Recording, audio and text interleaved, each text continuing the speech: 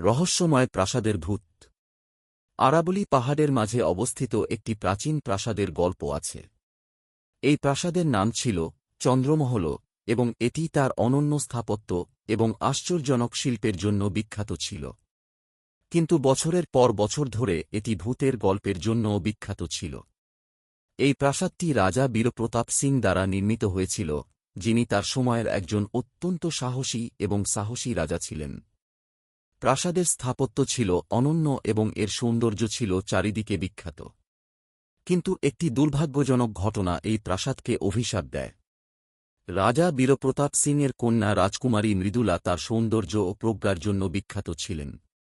তিনি খুব দয়ালু এবং স্নেহশীল ছিলেন এবং তার বাবার জন্য অনুপ্রেরণার উৎস ছিলেন।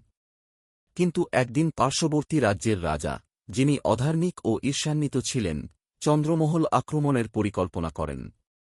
তখন রাত, প্রাসাদে ছিল উৎসবমুখর পরিবেশ। কন্যার বুদ্ধিমত্তা ও সাহস দেখে রাজা বীর প্রতাপ সিং তাকে রাজপ্রাসাদের নিরাপত্তার দায়িত্ব দিয়েছিলেন। সেই রাতেই আক্রমণকারী রাজা গোপনে রাজপ্রাসাদে প্রবেশ করেন এবং প্রচণ্ড যুদ্ধ শুরু হয়। রাজকুমারী মৃদুলা তার বীরত্ব ও সাহসিকতার সাথে ধূর্ত রাজার মুখোমুখি হন। কিন্তু দুর্ভাগ্যক্রমে একজন বিশ্বাসঘাতক সৈনিক মৃদুলাকে বিশ্বাসঘাতকতা করে এবং তাকে হত্যা করে। তার মৃত্যুর পরে বলা হয় যে তার আত্মা কখনই প্রাসাদ ত্যাগ করেনি।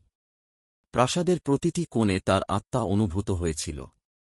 প্রাসাদে রাত নামার সাথে সাথে রাজা বীরপ্রতাপ সিং দেখলেন যে তার মেয়ের আত্মা প্রাসাদের বারান্দায় কাঁদছে।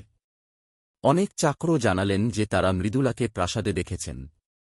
জনগণের ভয়ে প্রাসাদটি ধীরে ধীরে শূন্য ও জনশূন্য হয়ে পড়ে।